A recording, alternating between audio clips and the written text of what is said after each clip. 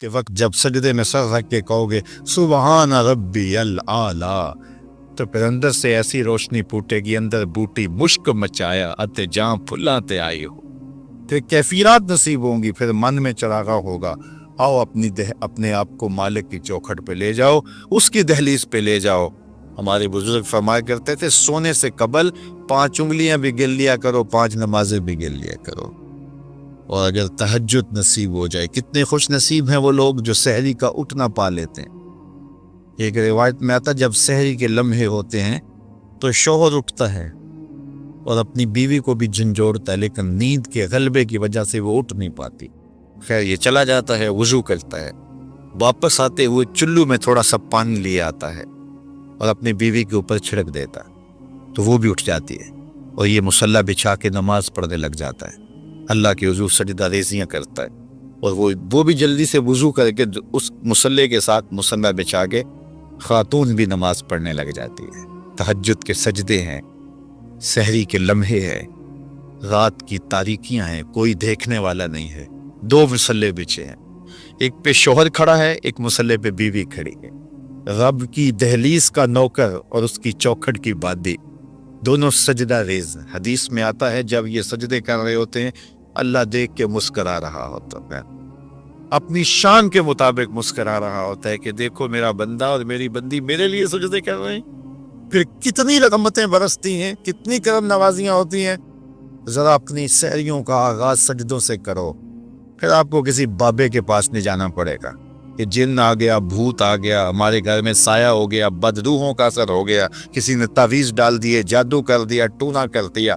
تہجد کے سجدوں سے اپنے مسلوں کو آباد تو کر کے دیکھو، تمہارے گھر پہ چھم چھم رحمتوں کا نزول ہوگا، کرم نوازیاں اتریں گی تمہارے گھر کے اندر، انوار برسیں گے۔ آؤ اس کی چوکھٹ پہ آؤ، اس کی کرم نوازیوں کے رنگ دیکھو کہ وہ کتنے کرم نوازیاں کرتا ہے، پھر رزق کے دروازے بھی کھلیں گے تمہارے لیے، رحمتوں کے دروازے بھی کھلیں گے، سکون اور طمانیت کے دروازے بھی کھلیں گے، اندر سے روشنی پھوٹے گی۔ تو کہا ہر جان یہ دیکھے اس نے آنے والے کل کے لیے آگے کیا بھیجا ہے۔ پھر کہا واتقوا اللہ، اور اللہ سے ڈر جاؤ، پھر دوبارہ وہی تلقین کی۔ پھر ارشاد فرما ان اللہ خبیر بما تعملون، جو تم کرتے ہو تمہارا رب اس سے باخبر ہے، تم اس کی نگاہوں سے پوشیدہ نہیں ہو۔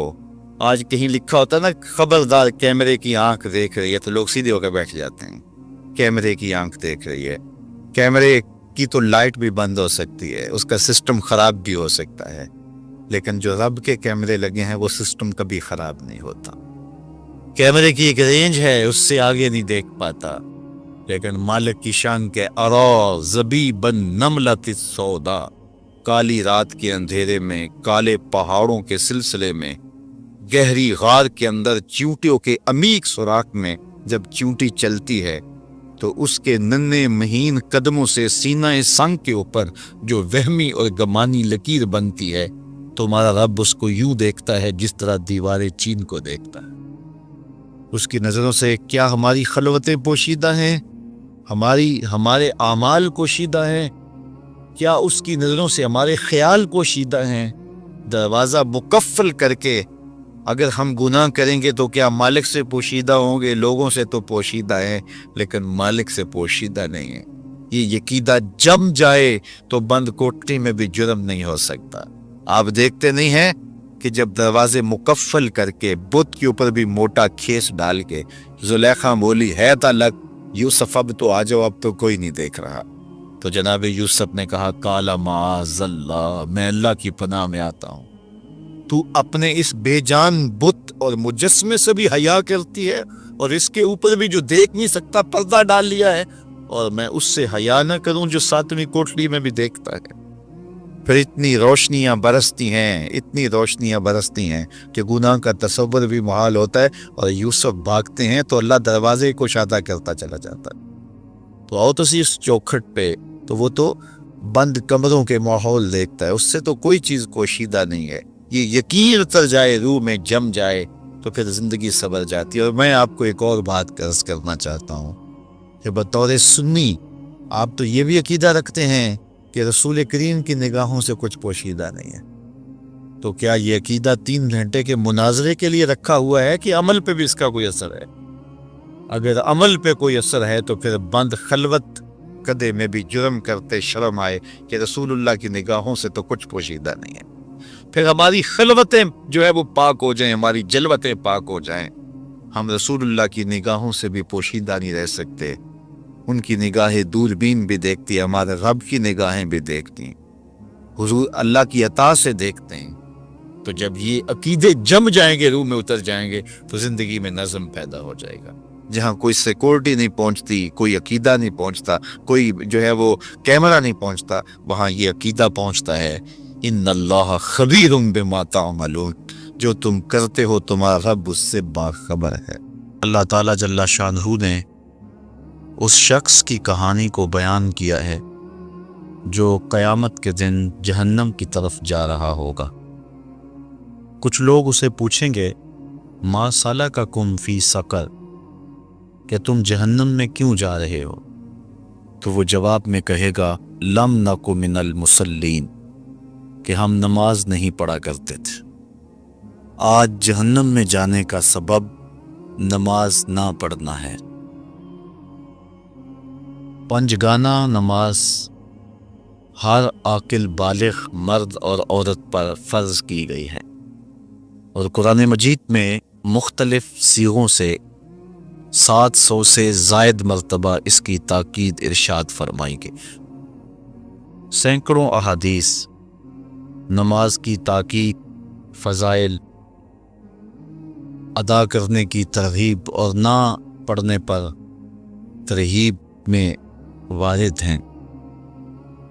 اگر کوئی شخص نماز کا انکار کرتا ہے تو وہ دائرہ اسلام سے خارج ہے، لیکن اگر کوئی سستی کی وجہ سے نماز نہیں پڑھتا، صرف سستی کی وجہ سے نہیں پڑھتا، اللہ کا حکم جانتا ہے، اس کو کہا جائے آؤ نماز کو، تو وہ آگے سے مذاق نہیں کرتا یا نماز کا تمسخر یا استحقار نہیں کرتا، بلکہ بس اپنی سستی کی وجہ سے مسجد میں نہیں آتا۔ جو نماز کو ہلکا جانے، خفیف جانے، وہ بھی دائرہ اسلام سے خارج ہے اور کافر ہے۔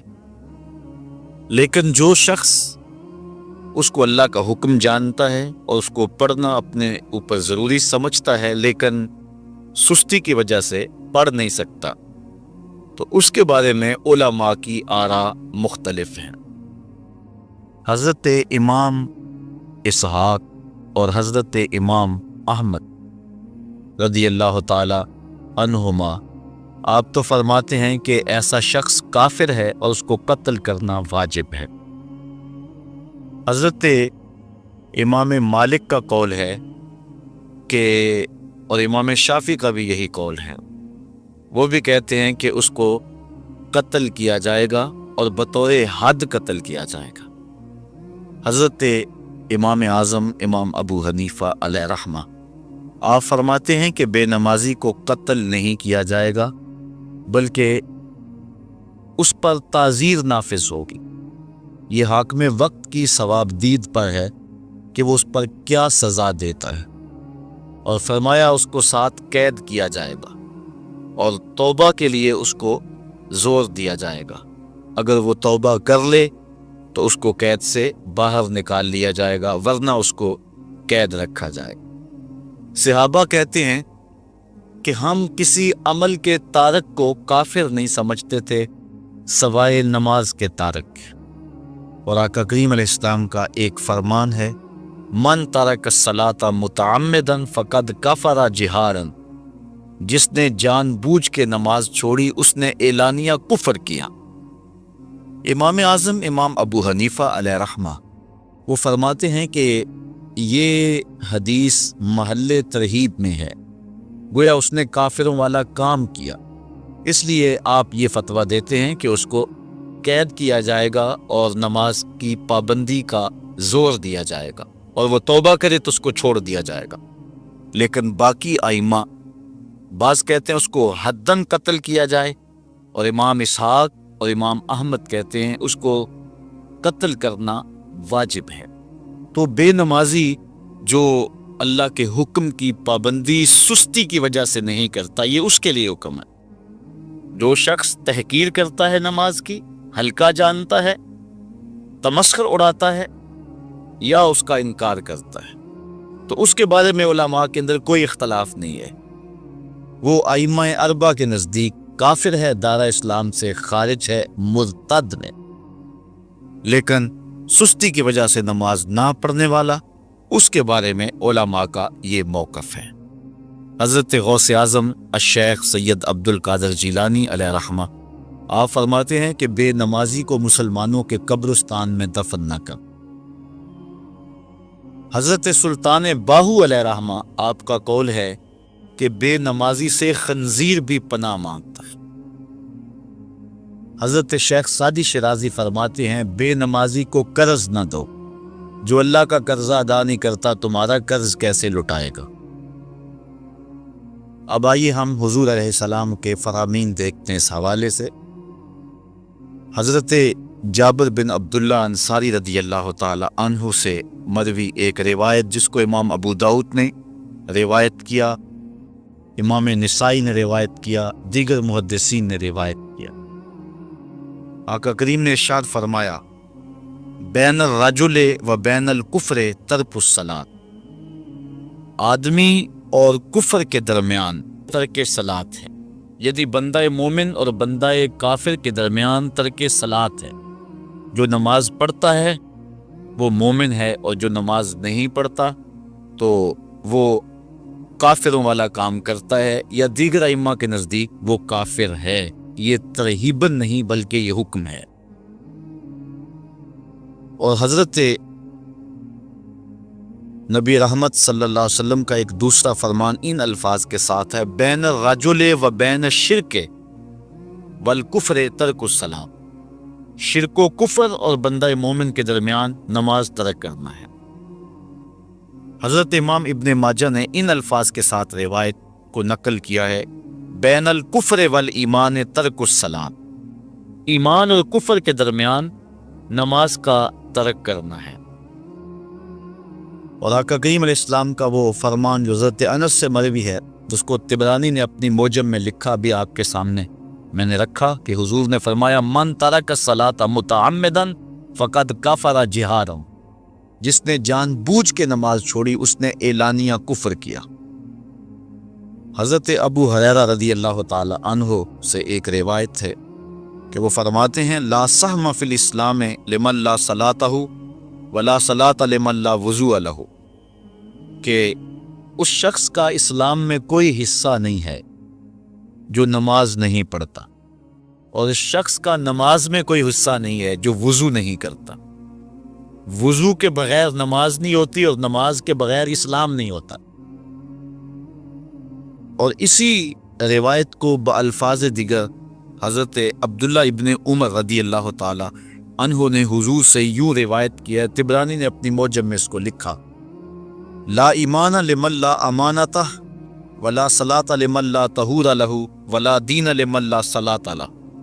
حضور فرمایا کہ اس شخص کا ایمان نہیں جس میں امانت نہیں، اور اس شخص کی نماز نہیں جس کو پاکیزگی حاصل نہیں، اور اس شخص کا دین نہیں جس کو نماز نصیب نہیں۔ حضرت امام ابن ماجہ نے اس روایت کو اپنے الفاظ کے ساتھ روایت کیا ہے۔ حضرت بریدہ رضی اللہ تعالیٰ عنہ اپنے باپ سے روایت کرتے ہیں، اور وہ حضور سے روایت کرتے ہیں۔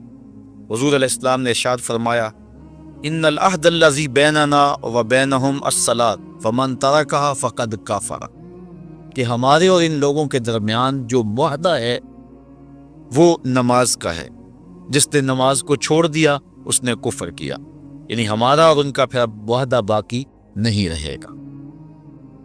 حضرت امام بخاری نے روایت نقل کی ہے، حضور نے ارشاد فرمایا من ترک الصلاۃ العصر فقد حبط اعمالہ، جس نے عصر کی نماز چھوڑی اللہ اس کے سارے عمل برباد کر دیتا۔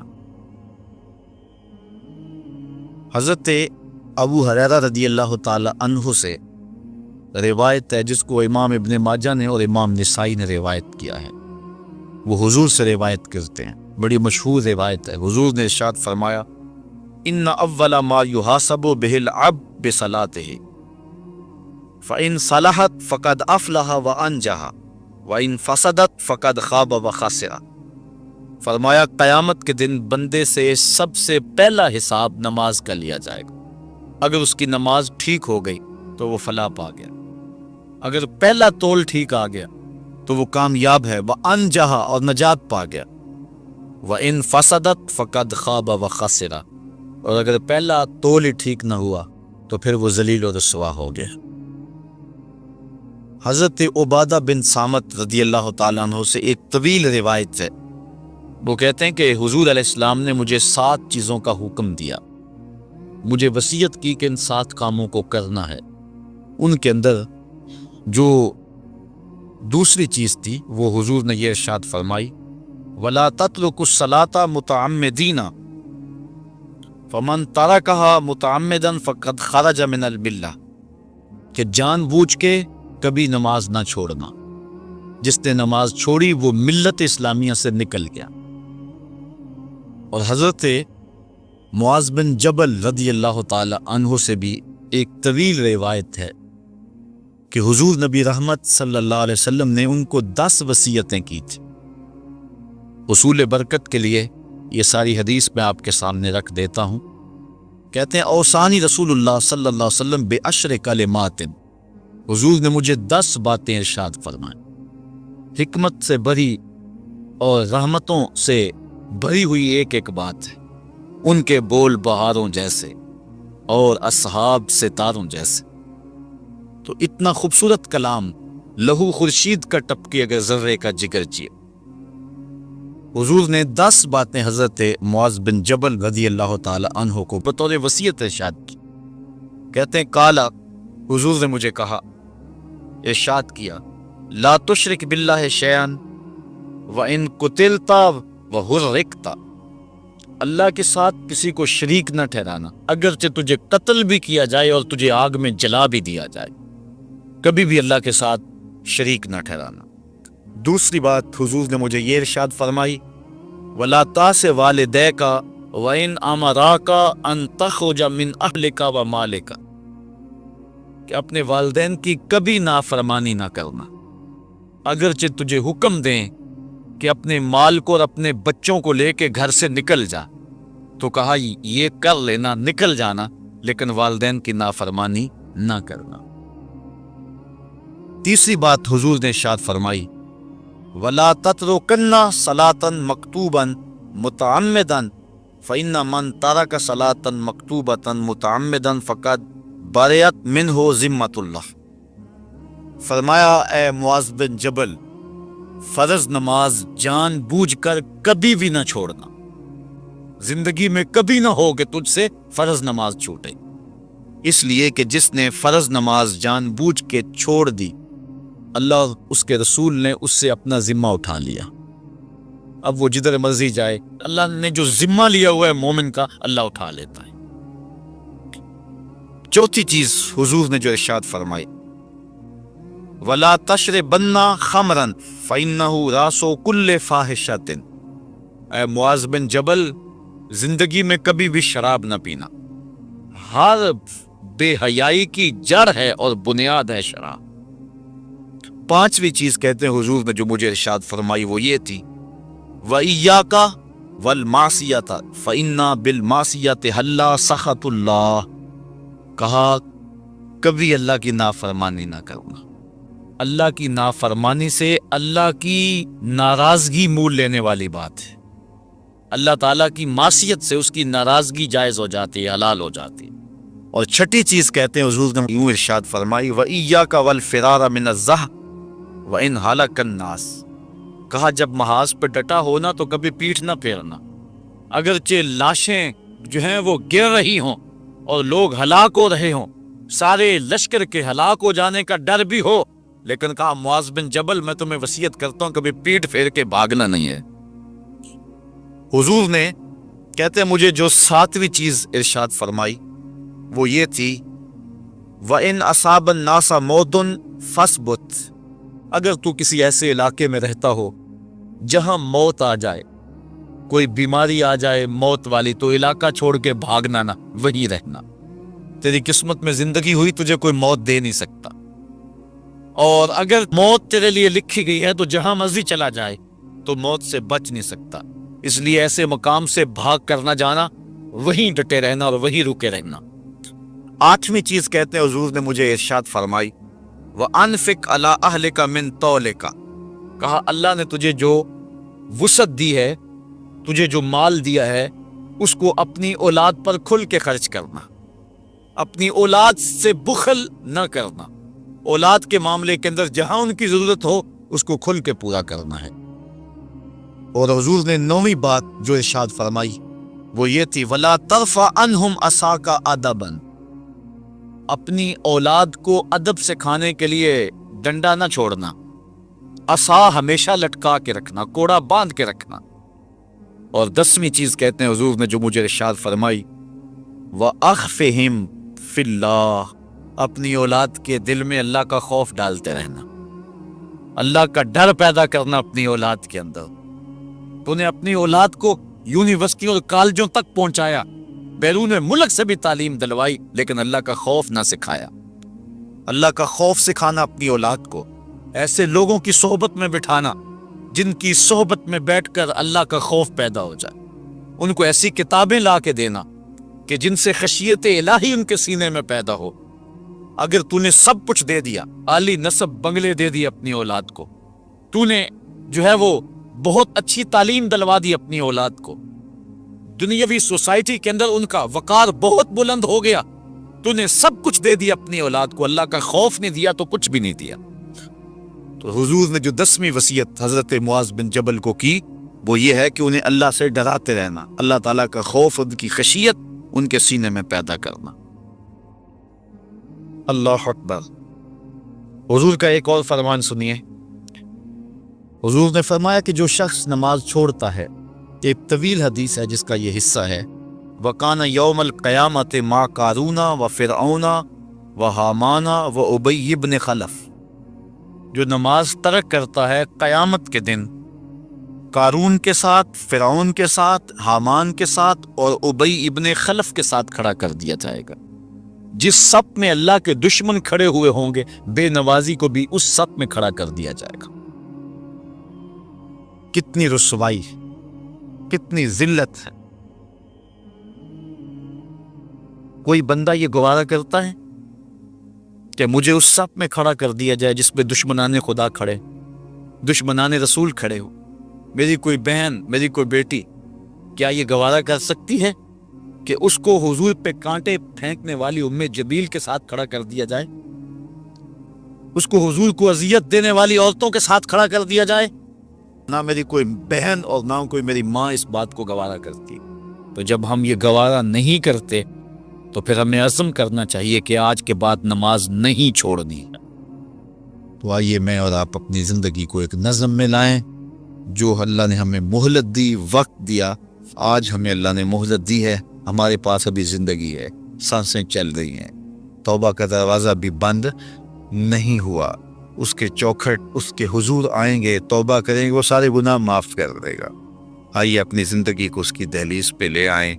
بہت وقت ہم گزار چکے، لیکن جو وقت باقی ہے اس کو مالک کے لیے گزاریں، ایک ایک سانس اس کے نام کر دیں، اس کے محبوب کی اطاعت کو، فرما برداری کو شعار زندگی بنا لیں۔